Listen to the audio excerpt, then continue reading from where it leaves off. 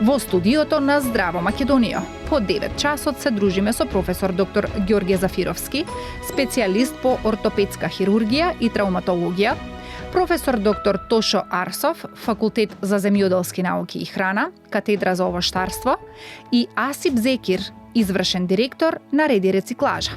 Останете со нас до 11 часот. Да, еве го времето кога ќе ги запознаете и ќе ви ги представиме уште еднаш нашите гости, за кои што уште од рано наутро дознавте и веќе ви кажавме од прилика кои теми ќе ги обработиме, но верувам дека ќе се наметнат уште многу други прашања. Веднаш до мене од мојата десна страна професор доктор Ѓорѓе Зафировски, специјалист по ортопедска хирургија и травматологија. Докторе, добро утро, добре ни дојдовте и драго ни е што ви имаме тука во Здраво Македонија. Добро утро и добар ден, поздрав до гледачите на Канал 5. Имаме многу прашања до вас, но и препораки како може би да се заштитиме кога станува збор за она што вие го обработувате како област во медицината, но за тоа малку подоцна. До вас професор доктор Тошо Арсов од Факултетот за земјоделски науки и храна, Катедра овоштарство.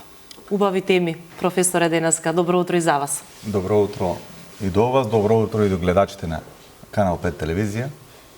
Ќе ја коментираме и темата која што имавме со гледачите со вас за многу кратко, но да го најавиме и нашиот трет гостин кој што е веднаш до вас, Асип Зекир, директор на Реди. Добро утро и за вас, добро ни дојдовте. Добро утро и ви благодарам за поканата. Добро ве најдов.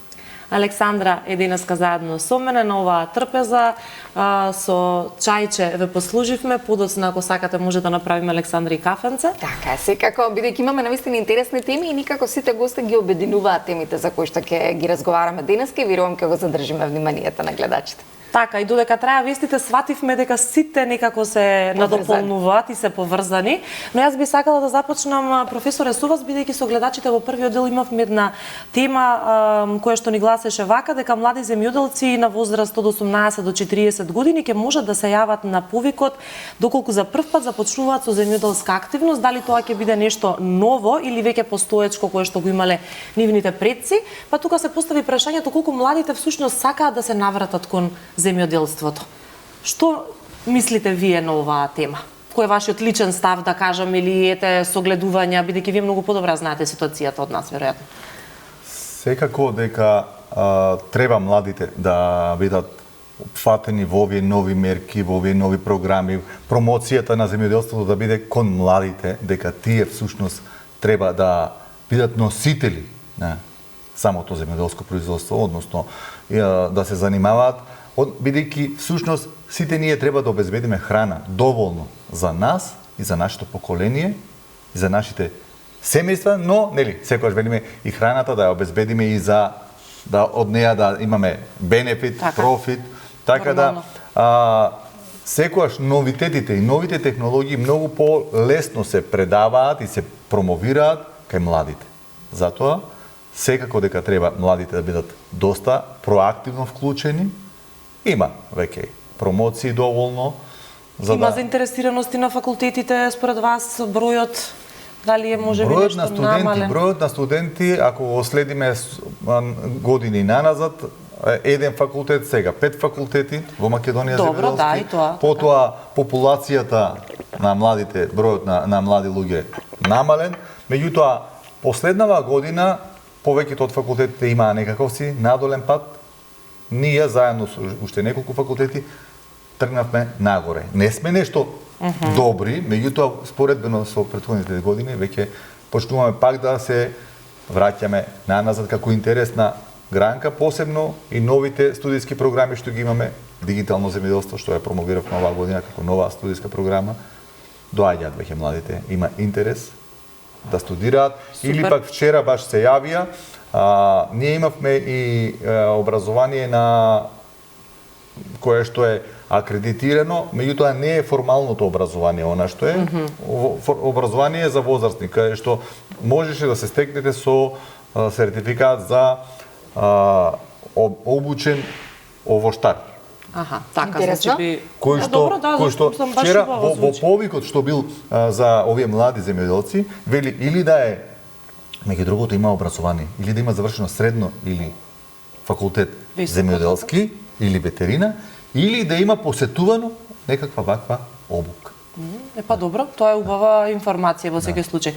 Александра, додека се договаравме со докторот околу гостувањето, споменавме кога му кажав кои ќе бидат наши други соговорници, тогаш и докторот сподели едно искуство, бидејќи и земјоделците знаат да бидат за жал подложни на повреди, бидејќи таму се работи на терен, со механизација. Вие ми споделивте дека еднаш сте имале или таков случај кога дошол повреден земјоделец.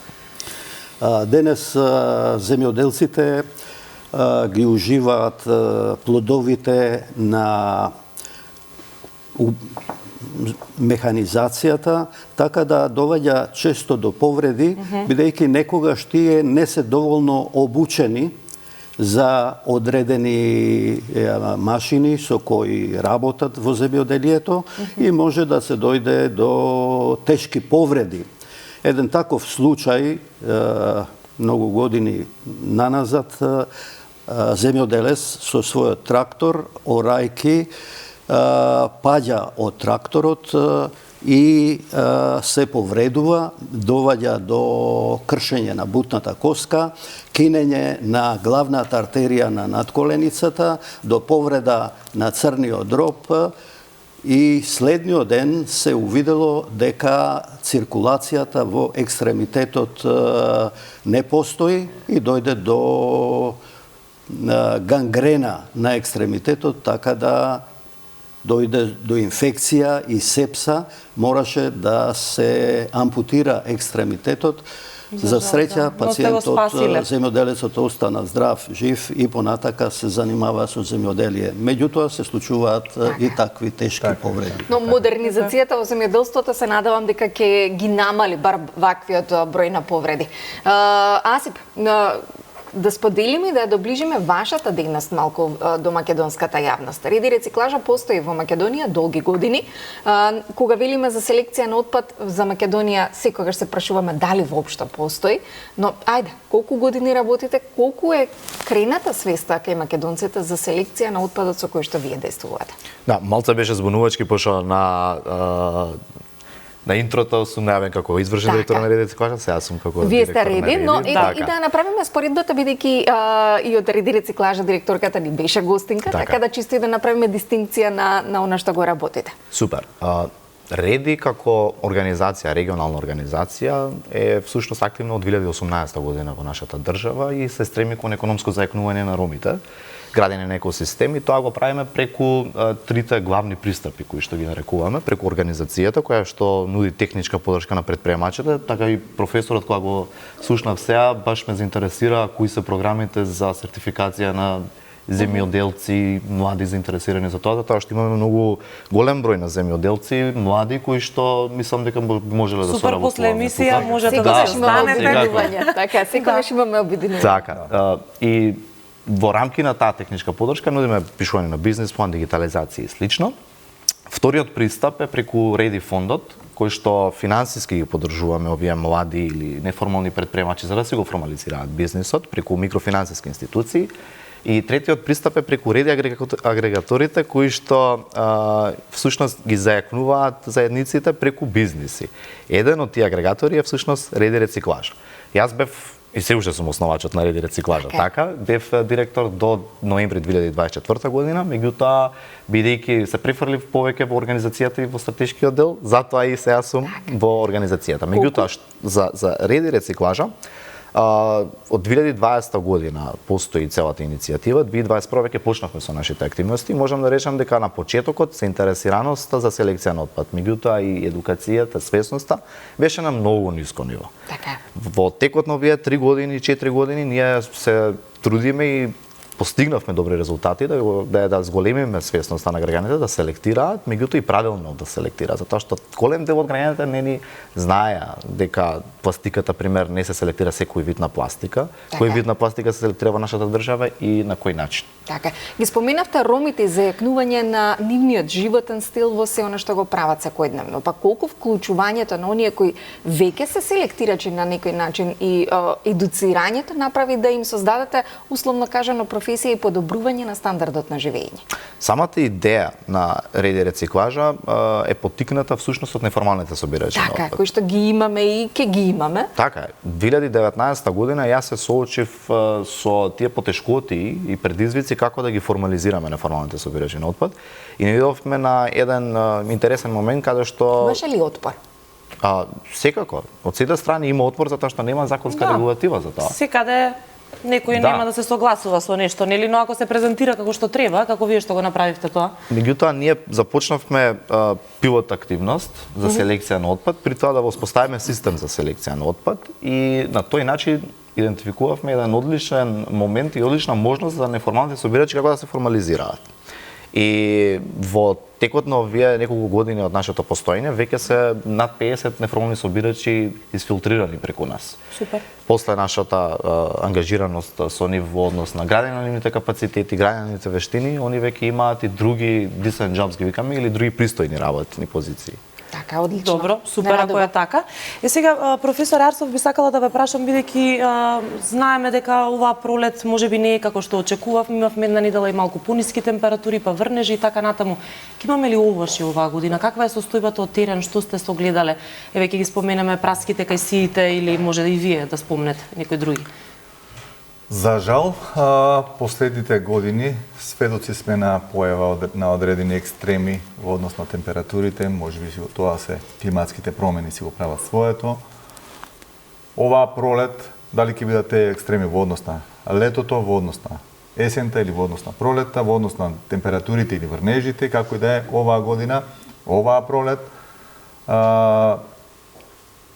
се појавија ниски температури, после подолго време на релативно високи температури, се појавија ниски температури пред 20 на дена, чинам, кога беа во утринските часови, беа на различни места со различен интензитет и време трајање и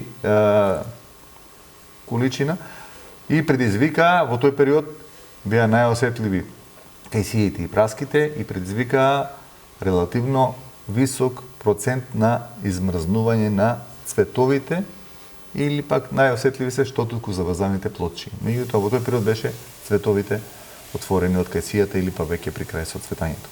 Така да тогаш направија оштетување на тие два, позначено оштетување на тие два овошни вида. Меѓутоа продолжија времето или да биде потопло, па имаше еден период од врнежи, меѓутоа со релативно позитивни температури. Вегетацијата продолжи да се развива кај овошките, за да после одредено време се појавија екстремите кои што траеја 3 дена. Првин со снег, снежно утро, преку дента снег, снежно утро и понатаму уште 2 дена кои што беа со доста ниски температури. Кога се појави снегот и така, може да ги погледнеме и фотографиите, да, ќе си продолжите. Првиот дел од фотографиите дека говори професорот. После снегот утредента и имаше нешто оштетување, меѓутоа и имаше останато уште некои недоизмрзнати, односно бидејќи температурата беше на некои места близу нулата, некаде беше малку под нулата, но најдобро помина тој првиот ден.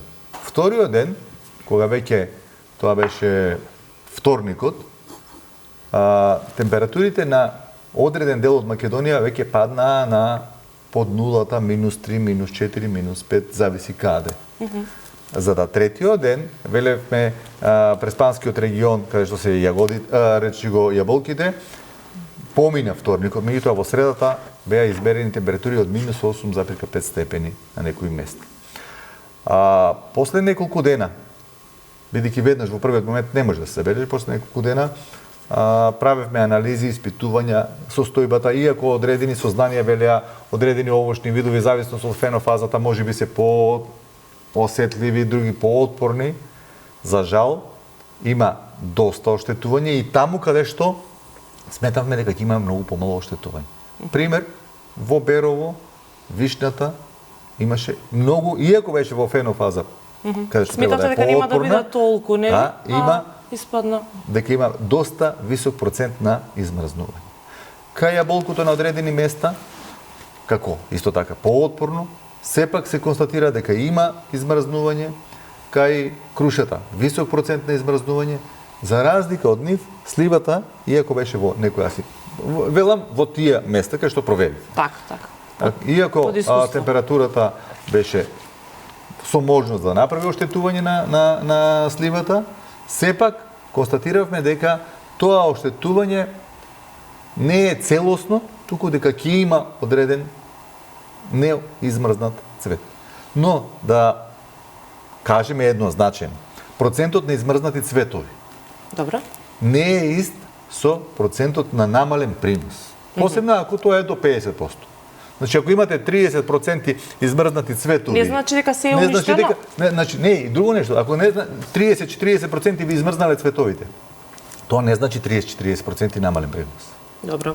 Бидејќи процентот на заврзани плодови во однос на цветови, за да имаме добар род, 3 до 5, максимум 20% е доволно, зависи од овошниот вид, е доволно за да имате полна родност.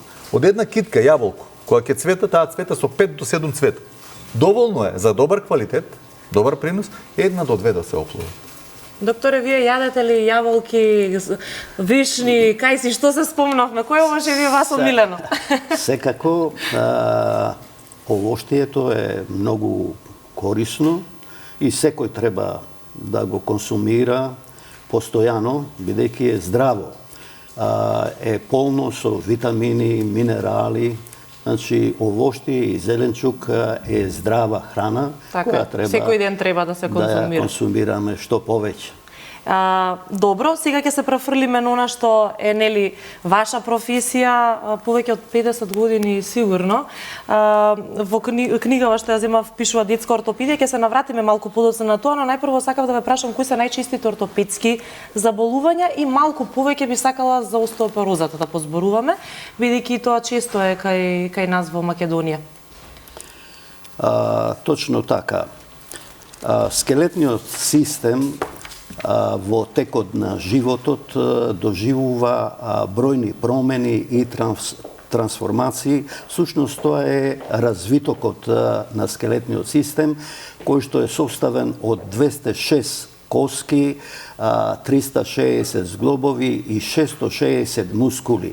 Вакако ќе кажеме во бројки колку изгледа некако? Не сме свесни.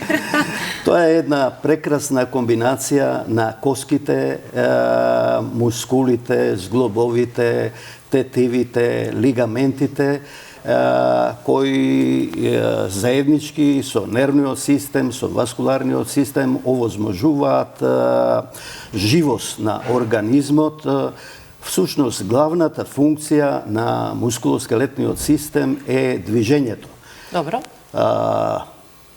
Покрај движењето, скелетот има функција на потпора, да го даде изгледот на човекот, потоа служи за припој на мускулите, тетивите, лигаментите. Исто така е резервоар на калциум и други минерали, а служи и за хематопоеза, тоа е стварање на крвни елементи. Исто така одговорен е и за некои стварање на некои хормони кои се многу важни во организмот. Всушност, таа комбинација на мускулоскелетниот систем овозможува човек на 60 години да направи пат околу светот. Така е. Што значи повеќе од 40-50 илјади километри да помине со нозете, со рацете да направи најпрекрасни работи и благодарејќи на рацете овозможена е цивилизацијата на човекот. Меѓутоа, да, така е навистина. Да, во какви најчести сепак, причини? Овие промени во текот на животот доваѓа и до разни пореметувања, почнувајќи од вродените заболувања на локомоторниот апарат, како што се вродената недоразвиеност на колковите, деформираните стапала, искривувањето на вратот и арбетниот столб и уште многу други заболувања. Потоа, во текот на животот можни се воспаленија на мускулоскелетниот систем, на коските и зглобовите, остеомиелитис, исто така во младата возраст, и младите, така да го формулираме, зашто младите најмногу се жалат сега, зашто повозрастните, ако повозрастните со остеопороза, дали младите можеби со кичмата имаат најмногу проблем? Да, секако дека младите имаат проблем со стапалата. Добро. Неразвиени стапала, равни стапала. Можете да си кажете ако имате некаков проблем, уште тука да направиме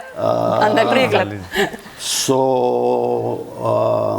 арбетниот столб, искривување, бидејќи постојано се со своите телефони и доваѓа до компјутери и така натаму, со неправилно држење на телото, со неправилно носење на тежина, доваѓа до искривување, кое може да биде вродено, а може да биде и стекнато во текот на животот. Порано, луѓето се бавеле со земјоделие, со физичка активност повеќе. Со физичка активност, со лов, така да коските на поранешните луѓе биле многу поздрави од коските на денешниве луѓе. Меѓутоа, коските треба да се превенира, да не ослабат уште од текот на самото раѓање. Ние сите знаеме дека после 10 дена по раѓањето отпочнуваме со земање на витамин Д. Ама тоа сега последниве години, порано не било толку, нели со суплементи, зошто? Порано не се знаело дека деформитетите на локомоторниот систем, деформитетите на коските и се резултат на недостаток на Д-витамин.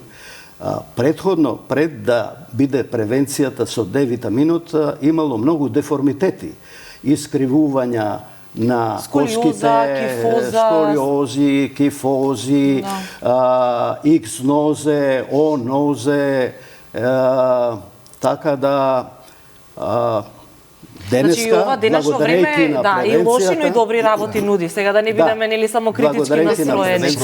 Тие се скоро искоренети. Меѓутоа има некои заболувања кои што се генетски, вродени заболувања кои што не може да бидат искоренети и затоа се врши скрининг. Тоест масовно испитување на детската популација, да немаат некои деформитети на стапалата, на арбетниот столб, на градниот кош, испакнати гради, влабнати пилешки гради, истакнати згради и влабнати гради. Сето тоа може да се коригира ако навреме се постави диагноза и ако навреме се отпочне со лекување.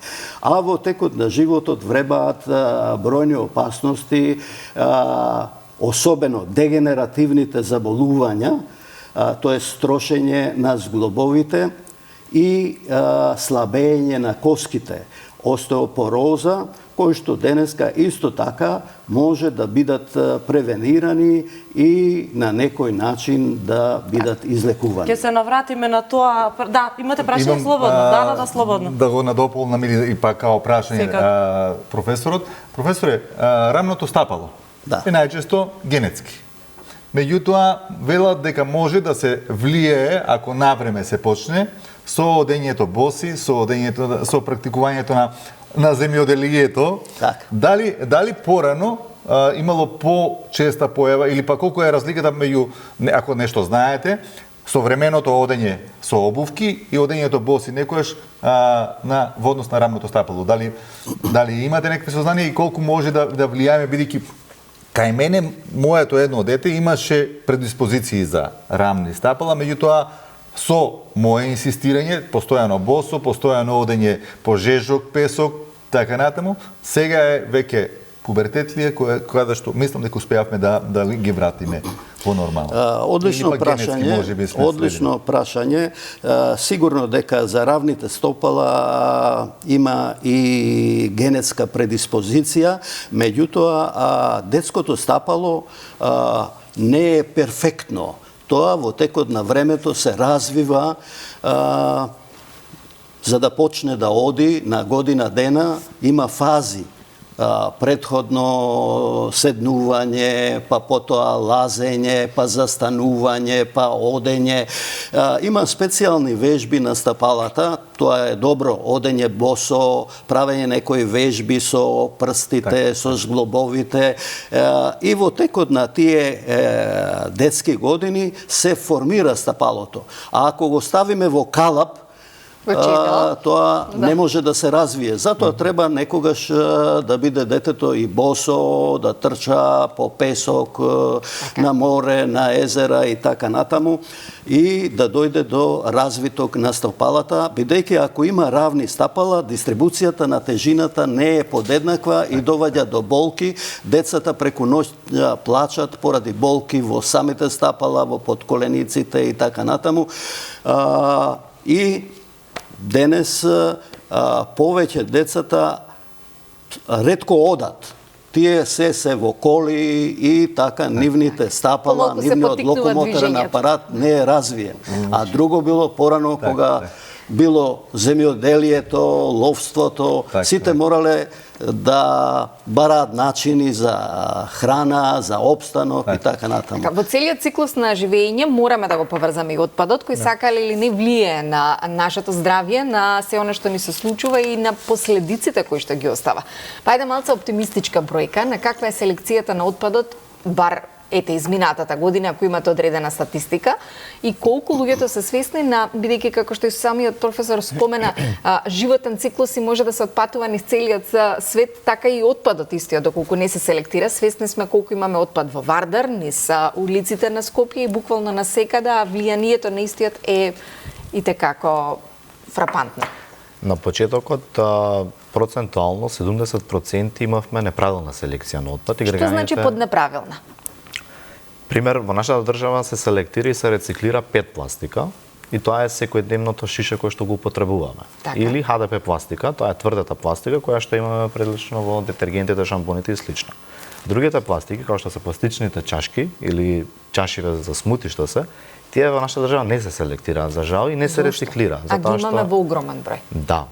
И често пати граѓаните не се свесни за тоа, не знаат за тоа, дури јас не сум знаел пред 10 години. И кога ќе се селектира тоа во корпите, тоа всушност повторно предизвикува кај нас отпад, кој што треба дополнително да се селектира како секундарна селекција, па после тоа да се најде начин каде ќе може да се остави тој отпад. И во првата година од нашето работење имавме околу 70% на неправилна селекција на отпад. И имавме премногу потешкоти при предавање на отпадот во рециклажните центри, затоа што делумно ќе треба они повторно да го селектираат и ни го враќаат назад. Така што во текот на овие неколку години пробавме со различен вид на пристап на едукација, влијание врз свесноста на граѓаните. Сега да имаме повеќе од 65% на правилна селекција на отпад, останатите да селектираат неправилно. Месечно од изминатава година имавме околу од 2000 до 3000 килограми на пластика, која што е правилно селектирана. Останатите видови на отпад исто така. Имавме правилна селекција на отпад и воведовме и селекција на неопасен електронски електричен отпад, одирано тастатури, глувчиња и се што е поврзано со електрика, и имаше доста многу голема заинтересираност како би можеле да ги апциклираат овие производи, затоа што рециклирањето всушност е последната фаза од како да се справуваме со отпадот. Пред тоа треба да го спречиме, доколку има можност да го поправиме, би требало тоа да го направиме, не да го фрлиме и да купиме нешто ново. И потоа имаме апциклирање или додавање на некоја вредност, доработка, за да не заврши отпадот во рециклаж. Рециклажата е веќе менување на неговиот и облик и начин и форма на тој вид на отпад. Така, значи за да не стигне до таму, или може и некои други работи да се Да, сакате нешто да повелете? Сакам да кажам во оваа прилика дека коските страдаат од лоша животна средина. Отрови за коските се олово, кадмиум, жива, пестициди, поливинил, пластики влегуваат во коските, ги трујат коските, ги слабеат коските и доваѓа до разни интоксикации и заболувања. Се ова што го набројавте го има и во двете области кои што ги работат, но тука би се задржала на професорот Арсов.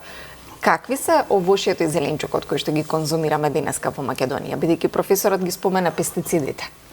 Колку имаме здраво овошје и зеленчук кое што можеме безбедно да го конзумираме?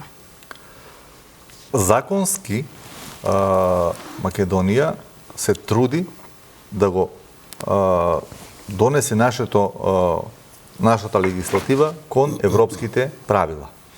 И во однос на кои типови на пестициди се дозволени да се употребуваат кај нас, може би имаме доста ригорозна листа.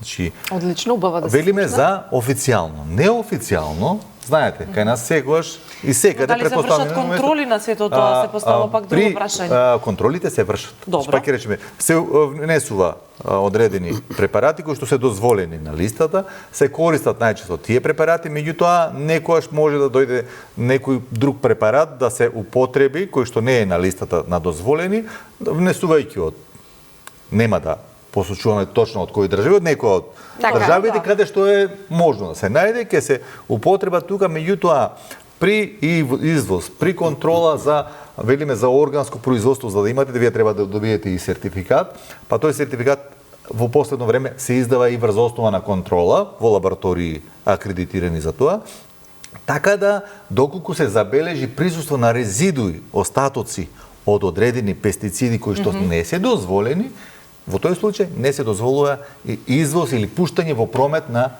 тој производ. Така да велиме законски да, но некогаш се заобиколува за жал почесто се наоѓаат тие дупки во законот, да се па и за ова веројатно. Знаете кога нешто оди на доверба, веќе во последно време ние самите си ја нарушивме довербата на еден на друг. Присуството на она кога ќе одите дека некој голем производител има нешто мало тргнато на страна, кое што често го имаше, а вика ова е за мене, ова е за продажба. Се надевам дека тоа ќе го тргнеме од свеста наша. Така. Меѓутоа, треба да се потрудиме и самите кога можеме да произведеме и да внимаваме на тоа што го произведуваме. Тука ќе се надоврзам на она што го споменавме како една од темите за која што сакате да зборуваме за урбаното овоштарство, дека сите ние можеме да започнеме од својата тераса, двор, еве, нели тие што има двор малку им е полесно искрено. Ќе се согласите можеби со мене за разлика од оние кои што се во становите, но не е невозможно. Како рековме, да си засадиме јаготки, да си засадиме во двор кајсија, дјаболка. Како да го направиме тоа? Ајде, како да почнеме од себе? Промената од себе, од нас да почне. За урбаното земјоделство како тренд во последно време се зборува во европските држави. Често знам да им кажам на луѓето, велам, ај присетете се во руралните средини денеска и порано, кога живеевме во куќи сите, во дворовите дали имавме борчиња, да не бидам погрешно разбран, дали имавме смреки, дали имавме некои такви зимзелени, или секој имаше слива, кајсија, јаболко, некаде. Ние како деца во парковите, кога се игравме, или во локалните градини, таму имаше многу често овошки. Самоникнати или какви да беа. Така. Ама вели ги крадевме или ги беревме плодовите. Да, имало од каде. Така. Ама тоа ни оставило впечаток за нашето детство, за нашата храна. Не сме одели да ја земеме цевката, сокчето, само да го испиеме туку, да го скинеме плодчето, па да се истегнеме, да го исправиме телото, да пробаме да ги собереме тие плодови. Затоа треба да дадеме личен пример, правин, ја велам, ние агрономите, или личен пример, дека нашите овошни дворови се овошни градини или земјоделски градини. Да дадеме пример, првин тргнувајќи од себе, да користејќи ја водата за наводнување на дворовите, парковите и тревата, Да, убаво е трева. Меѓутоа, внатре низ тревата да ставиме одредени овошки, во одредени жардинјери да ставиме јаготки, малинки, да Ама да не ставиме... се уништуваат од друга страна. Ако има доволно, нема да се уништуваат, верувајте. Не е толку проблемот дали некој ќе го скрши едната гранка, па другата ќе истера. Ние ги уништуваме и другите работи кои што, за жал. значи и клупите во парковите се уништуваат. Меѓутоа ако ставите знаете, можеби треба да одгледуваме овошки поголеми за да ги во такви средини да се садат 2-годишни и 3-годишни. Кај нас законската регулатива вели едногодишните садници само се пуштаат во промет за овошките. Меѓутоа, пак да се вратиме, освен овоштарење, во дворовите можеме да користиме производство на градинарски култури. На зачински растенија, тие се толку декоративни. А и овошките може да бидат декоративни. Супер, ќе продолжиме да зборуваме на оваа тема, бидејќи мора да се одмориме малку со реклами. А за време на рекламите вие може да ни кажете дали ние тука во студиото нешто може да засадиме, зашто да не. Одиме со реклами, се враќаме за кратко.